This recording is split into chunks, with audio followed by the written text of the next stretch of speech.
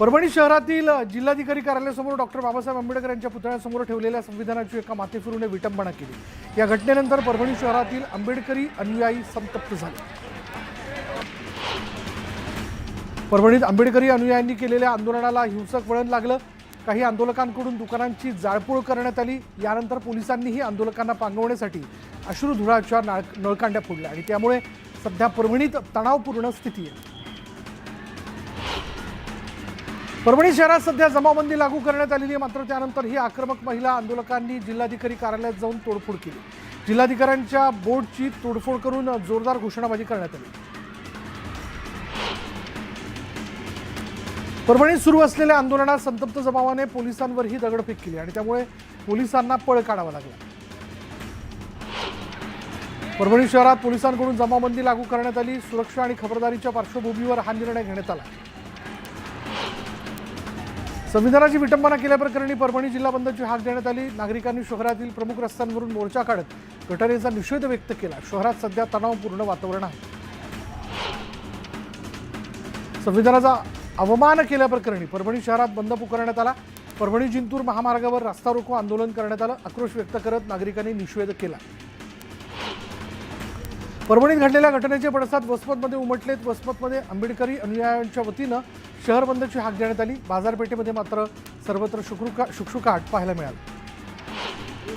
हिंगोलीच्या औंढा नागनाथमध्ये आंबेडकरी अनुयायांनी रास्ता रोको आंदोलन केलं। परभणीमधील घटनेच्या निषेधार्थ नागरिकांनी मोठा मोर्चा काढत रास्ता रोको केला आणि त्यामुळे महामार्गावरील वाहतुकीचा खोळंबा झाला होता।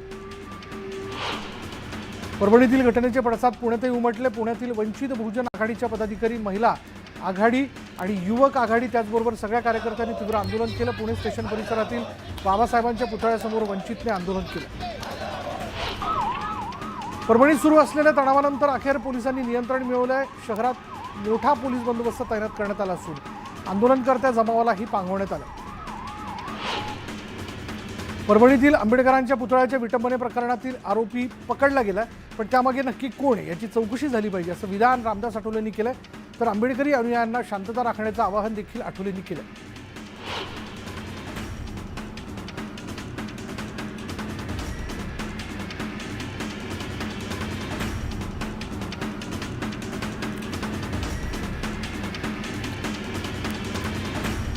गृहमंत्रीपद आणि मुख्यमंत्रीपदावरून एकनाथ शिंदे नाराज असल्याची चर्चा गेल्या काही दिवसांपासून रंगते आणि त्यातच मुख्यमंत्री फडणवीस आणि अजित पवार दिल्लीला जाणार असताना उपमुख्यमंत्री एकनाथ शिंदे सध्या तरी कुठे जाणार नाहीयेत। तुर्तास तरी एकनाथ शिंदे हे ठाण्यातच थांबणार असल्याचं सांगण्यात आलं। अकोला जिल्ह्यातील अकोटमध्ये आसेगाव बाजारचे जिल्हा परिषद सदस्य गजानन पुंडकर यांनी शिवसेनेत प्रवेश केला। उपमुख्यमंत्री एकनाथ शिंदेंच्या उपस्थितीत अनेक कार्यकर्त्यांसह त्यांनी शिवसेनेत प्रवेश केला। भाजप महाविकास आघाडीला धक्का देण्याच्या तयारीत असल्याची माहिती भाजपमधील वरिष्ठ सूत्रांनी दिली। विधानसभेतील दारुण पराभवानंतर महाविकास आघाडीतील काही खासदार भाजपच्या संपर्कात असून लवकरच राजीनामा देण्याची शक्यता वर्तवण्यात येते। भाजप ऑपरेशन लोटसवर संजय राऊतांनी टीका केली। भाजपकडे पैसा आहे, त्यांच्याकडे मोठी यंत्रणा आहे, नैतिकता नावाचा कोणताही प्रकार मला भारतीय जनता पक्षाच्या सत्तेमध्ये दिसत नाही असा घणाघात संजय राऊतांनी केला। वारंवार ऑपरेशन राबवून देशात लोकशाही जिवंत ठेवायची नाहीये, फक्त हुकुमशाही गाजवायची आहे, हे काही लपून राहिलेलं नाही अशी टीका विजय वडेट्टीवारांनी केली। देशातील जनता योग्य वेळी बंदोबस्त करेल असा विश्वास वडेट्टीवारांनी व्यक्त केला। देशात विरोधी पक्ष नसावा, केवळ सत्ता पक्ष असावा यासाठी सगळे सुरू आहे।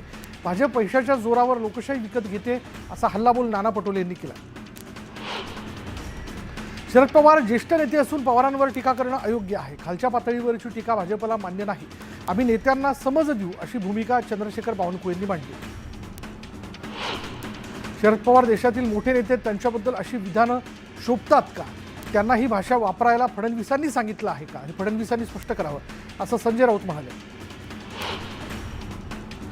काँग्रेसचे निवडून आलेले प्रतिनिधी पक्षात अस्वस्थ आहेत आणि काँग्रेसचे अनेक मोठे लोक नाराज आहेत असा दावा चंद्रशेखर बावनकुळेंनी केलाय। काँग्रेस त्यांच्या खासदार आमदारांकडे दुर्लक्ष करत असून काँग्रेसला त्यांची माणसं सांभाळता येत नाहीत अशी टीका बावनकुळेंनी केली आहे।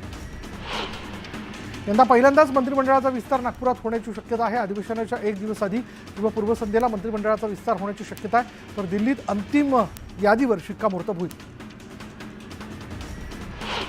उद्धव ठाकरे नागपूरमध्ये होणाऱ्या हिवाळी अधिवेशनाच्या पहिल्या दिवसापासून अधिवेशनात सहभागी होतील।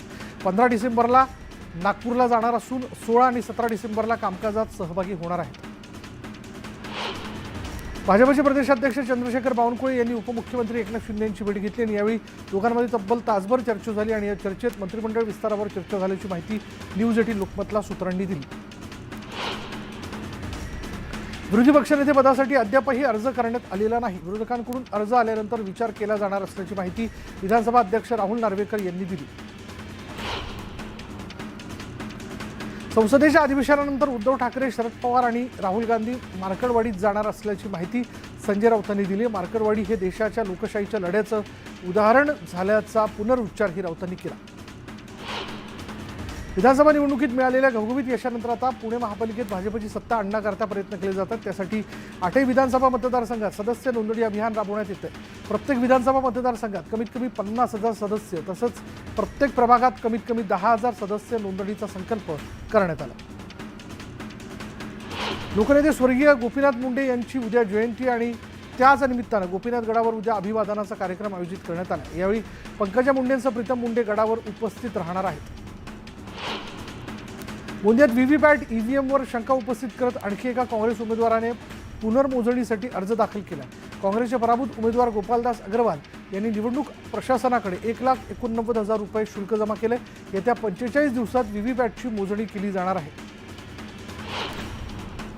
विरोधकांकडून ईव्हीएम बाबत शंका उपस्थित केली जात असतानाच निवडणूक आयोगानं नवी आकडेवारी जाहीर केली आहे. आयोगाच्या या आकडेवारीनं विरोधकांना मोठा धक्का बसला आहे. राज्याच्या मुख्य निवडणूक आयुक्तानं विधानसभा निवडणुकीत कोणत्याही प्रकारच्या गडबडीची शक्यता फेटाळली. शेकापचे रायगड जिल्हा चिटणीस आस्वाद पाटील यांनी पक्षाच्या सदस्यपदाचा राजीनामा दिला. विधानसभेत लढण्यास इच्छुक असूनही संधी न मिळाल्यानं त्यांनी हा निर्णय घेतला. माजी मंत्री गुलाबराव देवकर यांच्या राष्ट्रवादी काँग्रेस अजित पवार गटात प्रवेशाला जळगाव ग्रामीणमधील पदाधिकाऱ्यांनी विरोध केला. या पदाधिकाऱ्यांनी उपमुख्यमंत्री अजित पवार यांची भेट घेत देवकरांना पक्षात प्रवेश देऊ नये असं निवेदन दिलं. हे निवेदन पक्षाच्या कोर कमिटीसमोर ठेवून देवकरांच्या प्रवेशावर निर्णय घेऊ असं अजित पवारांनी सांगितलं. ईव्हीएमवरून आमदार अतुल भोसलेंनी काँग्रेसच्या पृथ्वीराज चव्हाणांना खोचक टोला लगावला. माजी मुख्यमंत्री पृथ्वीराज चव्हाणांनी पराभव स्वीकारायला शिकलं पाहिजे. पराभव झाल्यानं नैराश्यातून ईव्हीएम विरोधात आंदोलन करत असल्याची टीका अतुल भोसलेंनी केली. बेळगाव सीमावाद संपला या विषयावर पुन्हा चर्चा खपवून घेतली जाणार नाही असा सज्जड दमच कर्नाटकचे मुख्यमंत्री सिद्धरामय्या यांनी सीमावासियांना भरला. पनवेल ते सीएसएमटी हार्बर लोकलचा खोळंबा झाला.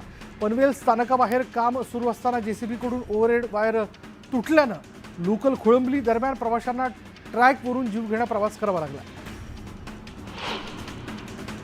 धाराशिवमधील पोद्दार इंटरनॅशनल शाळेतील पालकांनी गोंधळ घातला. शाळेतील शिक्षकानेच सहशिक्षिकेवर लैंगिक अत्याचार केल्याच्या घटनेनंतर पालक आक्रमक झाले. या घटनेला शिक्षकच नव्हे तर प्राचार्यही जबाबदार असल्याचा आरोप पालकांनी केला.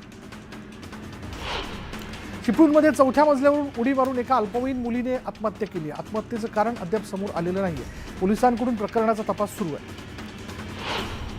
गडचिरोलीच्या अहेरीत कमलापूर या अतिदुर्गम गावात एका 20 वर्षीय तरुणीने आत्महत्या केली. आईवडिलांशी झालेल्या वादानंतर विष प्राशन करून तरुणीने जीवन संपवलं. धाराशिवमध्ये शालेय विद्यार्थ्यांना दिलेली औषधं रिॲक्शन झाल्यामुळे जिल्हाभरात बंद करण्याचे आदेश देण्यात आले. आयर्न प्लस फॉलिक ॲसिडमधील 100 mg/FF ही गोळी वापरू नका असे निर्देश जिल्हाधिकाऱ्यांकडून देण्यात आले. जालना जिल्ह्यात 7,000 शेतकऱ्यांनी बोगस पीक विमा काढण्याचा प्रकार समोर आला आहे. दरम्यान ज्यांच्या फळबागा नुकसानीमुळे जमीनदोस्त झाल्या त्यांना पीक विमा द्यावा आणि अपात्र शेतकऱ्यांना त्यांची रक्कम परत करावी अशी मागणी जी ती स्वाभिमानी शेतकरी संघटनेनं केली आहे. बीडच्या केजमधील मस्साजोग इथे सरपंचाची हत्या केल्यानंतर एकच खळबळ माजली. दरम्यान संतोष देशमुख हत्या प्रकरणी आरोपीला अटक करा आणि कठोर शिक्षा द्या अशी मागणी जी आहे ती मराठा समाजाच्या वतीनं करण्यात आली. सोलापूर जिल्ह्यात रब्बी हंगामासाठी 15 जानेवारीला पाण्याचं पहिलं आवर्तन सोडलं जाणार आहे आणि त्यासाठी जिल्हा प्रशासनाकडून उजनी धरणातून शेतीला 15 जानेवारीपासून पुढे 40 दिवस पहिलं आवर्तन सोडण्याचं नियोजन करण्यात आलं. कोयनेत 11 डिसेंबर 1967ला विनाशकाली भूकंप आला होता. दरम्यान 57 वर्षांनंतर भूकंपग्रस्तांचं स्मृती स्मारक उभारण्यात आलं. या स्मृती स्मारकावर भूकंपात बळी गेलेल्यांना श्रद्धांजली वाहण्यात आली. जागतिक पातळीवर सिरिया आणि इस्रायलमध्ये युद्ध सुरू आहे आणि त्याचबरोबर चीनने मोठ्या प्रमाणात केलेली सोने खरेदी यामुळे सोन्याच्या मागणीत वाढ झाली. परिणामी गेल्या 24 तासात जळगावच्या सुवर्णनगरीत सोन्याच्या दरात 2000 रुपयांची वाढ बघायला मिळते. छत्रपती संभाजीनगर महापालिकेच्या वतीनं शहरात अत्याधुनिक पद्धतीने स्मार्ट सिग्नल बसवण्यात येत आहेत. हे स्मार्ट सिग्नल एकाच क्लिकवर बंद आणि सुरू होणार आहेत. पोलीस आयुक्तालयाकडून हे स्मार्ट सिग्नल जे आहेत ते कंट्रोल केले जाणार आहेत.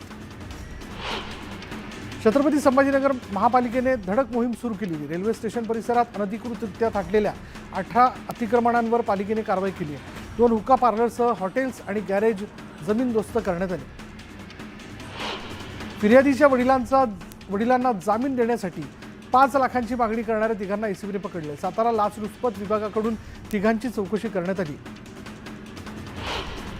बीडच्या परळी शहरातील व्यापारी अमोल डुबे यांच्या अपहरणाचा व्हिडिओ समोर आला. या प्रकरणात परळी पोलीस ठाण्यात गुन्हा दाखल करण्यात आला असून आरोपींना तात्काळ अटक करावी अशी मागणी व्यापाऱ्यांकडून करण्यात आली.